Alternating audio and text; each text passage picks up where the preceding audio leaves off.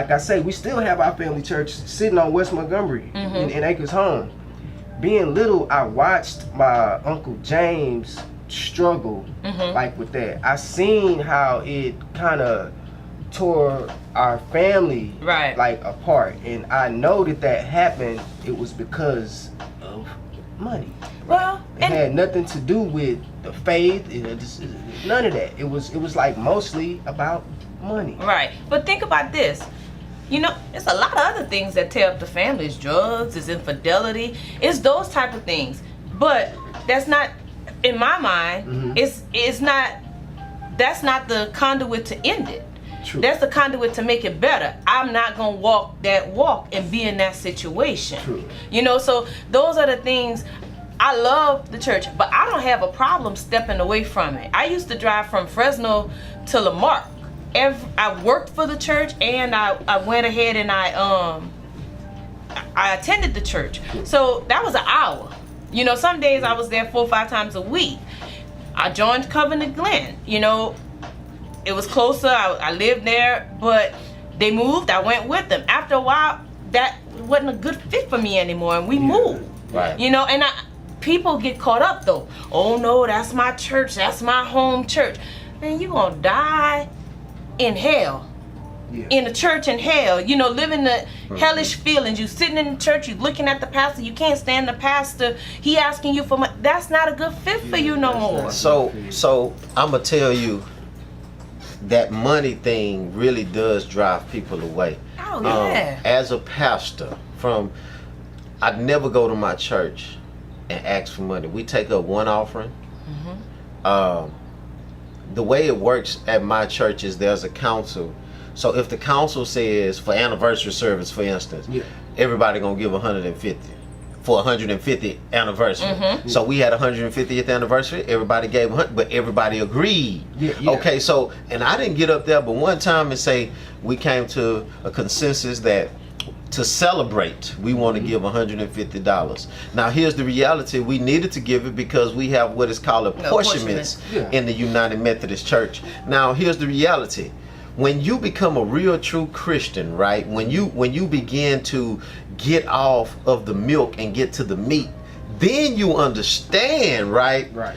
Okay, if I'm going to be a part of this church, if I'm saying that I am in this church, then we do realize that the church has lights. We do realize that the church has water and the church has gas, and this is my contribution. Now this is the thing: I never want anyone in the church to give what they cannot. Period. Right. I don't think that you should give everything you got to the church, because that's not what God wants you to do. No. He wants you to live. And I want to make this statement, and a lot of preachers may not like that I make this statement, but I'm going to make it anyway. You're not going to hell if you don't tithe. Right. You're not going to hell, because that's not the end all be all of it. Now, if you want to tithe, tithe. Which means that you are a faithful church member to that particular church, right? Correct. When you become a tithe payer.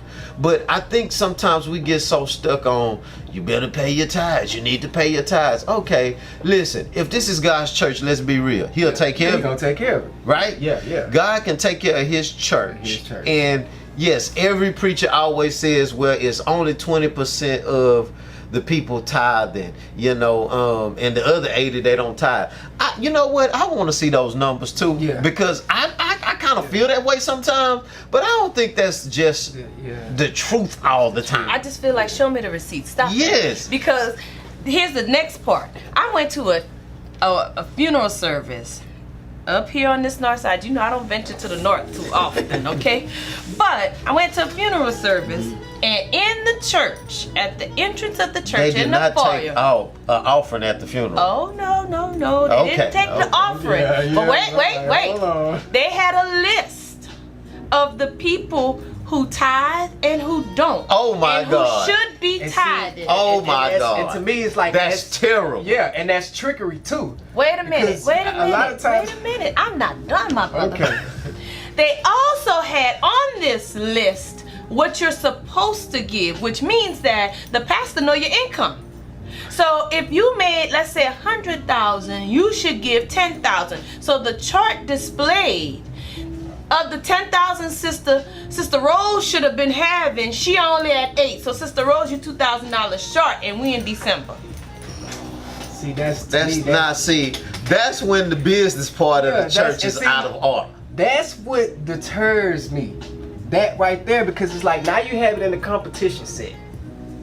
You understand what I'm saying? Yeah. Now We you're compete. now you're competing. I couldn't even pay my about, respects to like the day. who's gonna give the most, like, to God. Like it's like, to me it's like, how does that work? Yeah. But not all churches are like that. Now they do have a lot. I know a particular church. This may be that church because it's on the north side and all other places too.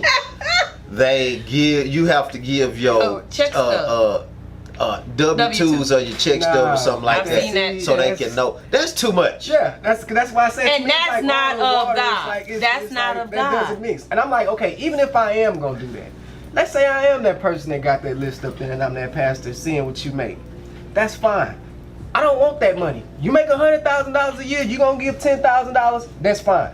Let's go open up something socially out here in the community with that $10,000. Come on. That's your job. Come on. Yeah. Since you make $100,000, you take that 10% that you gonna give me, and we gonna go down the block and we gonna open up some for these kids. Right. You make another $100,000. That's fine. I don't need that money. You can give me half. Let's go down here and open up something else, and you can build the community with that. I can still be a great pastor and do what I need to do, and we can build up like all. So what we gonna here. use to pay the light bill? So it's like that's. But we do gotta pay the light bill. What we That's gonna use true. to pay the light bill? You got to think about that. He makes $100,000. Mm-hmm. So if you take 10 and you open up some down here, you got somebody else. You know what they making? They making $100,000. So somebody else pay that part. Yeah, take that $10,000, put it in the bank account. That's for the light bill. You make $100,000. Take your what portion, you doing put it in basically the, is you proving what she's saying. yeah. So here's the thing. So Basically, it's like the I said, I church don't have is a problem like what she's saying, because what she said was correct. It's the way that They're you have doing it it. set up Mm-hmm. to where it's you're not benefiting the community because you. So Right, in other words, the church is supposed to manage the money. In other words, like the scriptures say, be a good steward. Exactly. Right? However, a lot of churches are not managing Not that managing. money properly.